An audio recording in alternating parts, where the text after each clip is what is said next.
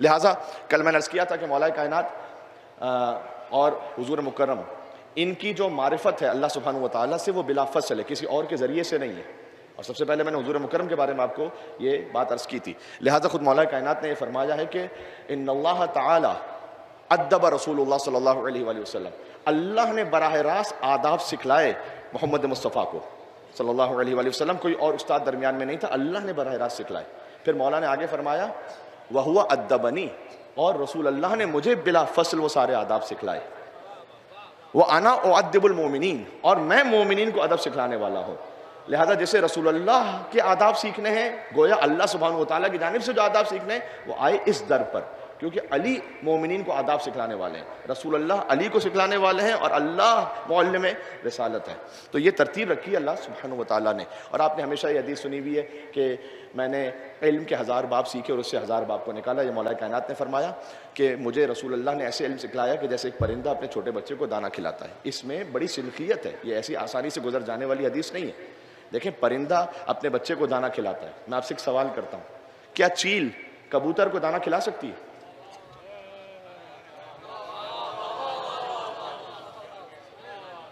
کیا چیل کبوتر کو دانہ کھلا سکتی ہے؟ نہیں، پاسبل ہی نہیں. کیا کوا چڑیا کو دانہ کھلا سکتا ہے؟ دونوں پرندے ہیں نا، لیکن سنخیت کا ایک ہونا ضروری ہے، نفس کا ایک ہونا ضروری ہے، وجود کا ایک ہونا ضروری ہے، روح کا ایک ہونا ضروری ہے.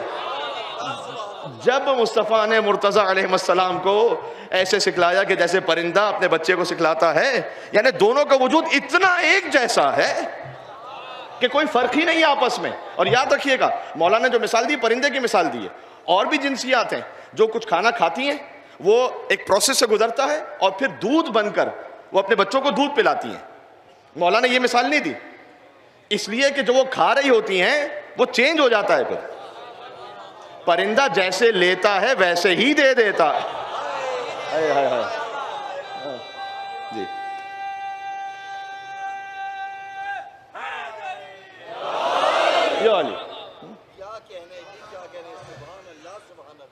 تو یہ ہمیں سمجھنے کی ضرورت ہے کہ یہ جو مولا نے فرمایا کہ پرندہ جیسے اپنے بچے کو دانہ کھلاتا ہے، میں نے ایسے رسول اللہ سے ادب سیکھا ہے، یعنی دونوں کی سنخیت اتنی ایک ہے، دونوں بالکل ایسے ایک ہیں کہ پرندے نے جیسے لیا ویسے ہی دے دیا.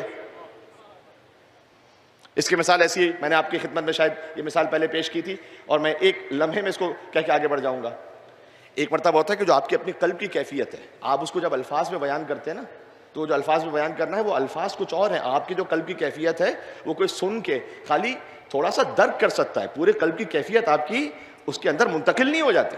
مثال کے طور پر آپ یہ کہیں گے میرے دل میں درد ہو رہا ہے، تو آپ جسے وہ بتلا رہے ہیں وہ آپ کی بات کو سن رہا ہے کہ اچھا آپ کے دل میں درد ہو رہا ہے، وہ درد اس میں منتقل نہیں ہو رہا، اس درد کی جو حقیقت ہے وہ اس کا احساس نہیں کر رہا.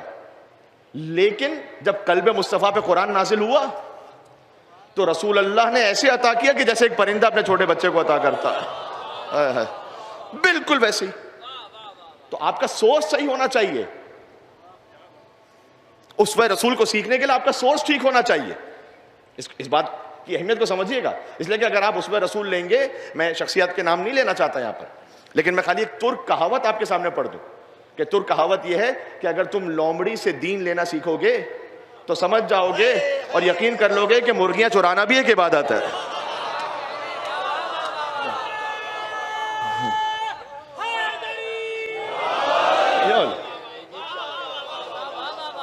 آپ کا سورس کیا ہے؟ وہ سورس ٹھیک ہوگا تو پھر آپ کو وہ کمال رسالت میں سے وہ جو نور ہے وہ عطا ہوگا. اور پھر ایک موقع ایسا آیا کہ حضور نے فرمایا کہ علی کی ایک ضربت ثقلین کی عبادت سے افضل ہے.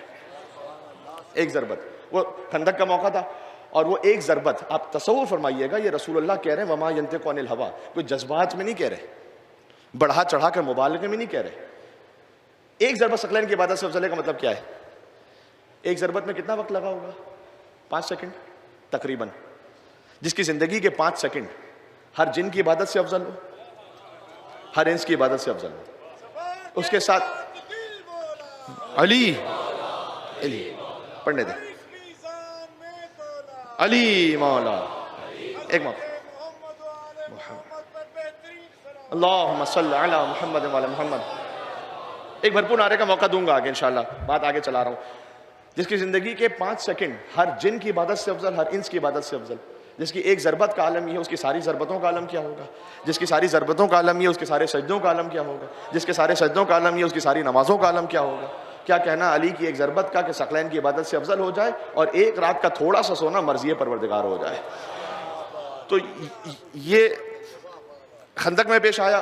اس کے بعد دوبارہ یہودیوں نے سازش کی تھی کہ رسول اللہ کو پھر خیبر کی طرف جانا پڑا جو 165 کلومیٹر دور ہے مدینہ سے، اور انہوں نے وہاں پر اپنا ایسا مال و اسباب جمع کیا تھا کہ سارا سونا، سارا چاندی، زراعت، تلواریں، زرہیں اسٹاک کر کے رکھا ہوا تھا. اسٹیٹ ود ان اسٹیٹ بنانا چاہتے تھے، اور حضور کی گورنمنٹ کو ڈیسٹیبلائز کرنا چاہتے تھے. روم کی گورنمنٹ کو خط لکھا انہوں نے، ایران کی گورنمنٹ کو جو اس وقت کی پاور تھی خط لکھا کہ ہمارا ساتھ ملو اور اس گورنمنٹ کو ختم کرو، ہم تمہیں سپورٹ کریں گے.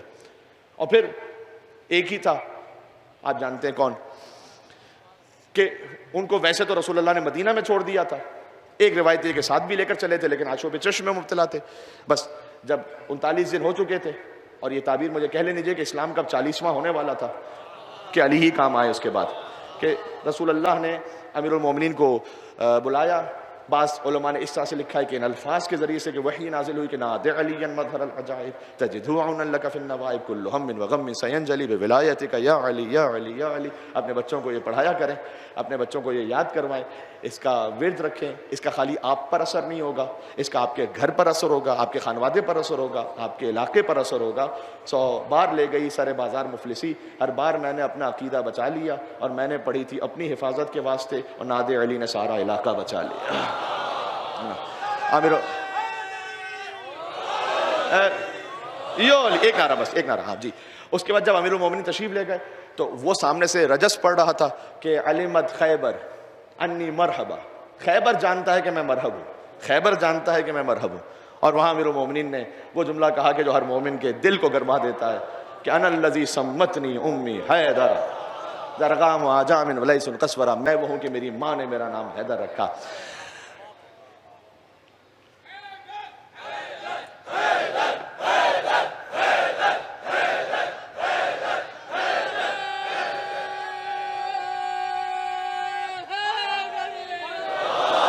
حیدر خالی شیر کو نہیں کہتے.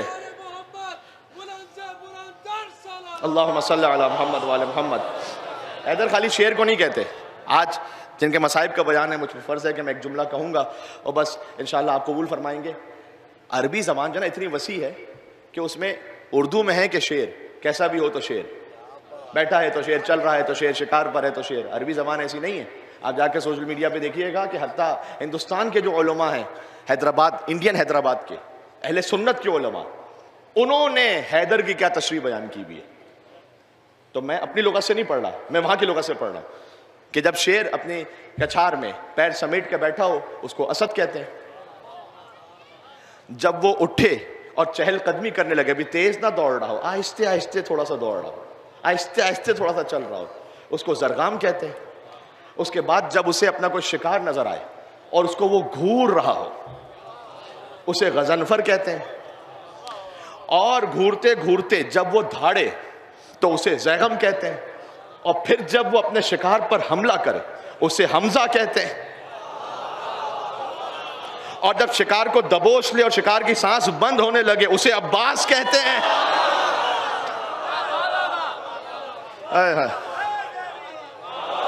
یہ ہے میرے ساتھ اب یا نہیں ہے؟ جب وہ بیٹھا ہو تو اس کو اسد کہتے ہیں، جب وہ کھڑا ہو کر تھوڑا تھوڑا چہل قدمی کرنے لگے اسے زرغام کہتے ہیں، جب وہ اپنے شکار کو دیکھے اسے غضنفر کہتے ہیں، دیکھ کر جب دھاڑے اسے زیغم کہتے ہیں، جب حملہ کرے اسے حمزہ کہتے ہیں، جب شکار کو دبوچ لے اسے عباس کہتے ہیں، اور شکار کے ٹکڑے ٹکڑے کر دے اسے حیدر کہتے ہیں.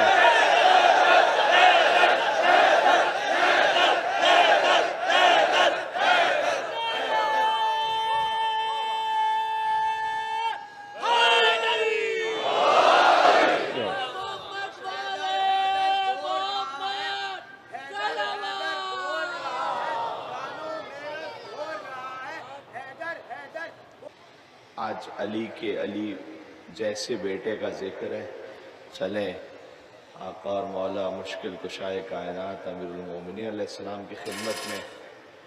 اور اگر گنجائش بن سکی مصائب کے اختتام پر تو میں ایک استغاثہ پڑھ لوں گا نام ابوالفضل عباس علیہ السلام حاجات کی برابری کے لیے. بسم اللہ الرحمن الرحیم. یا ابوالحسن یا امیر المؤمنین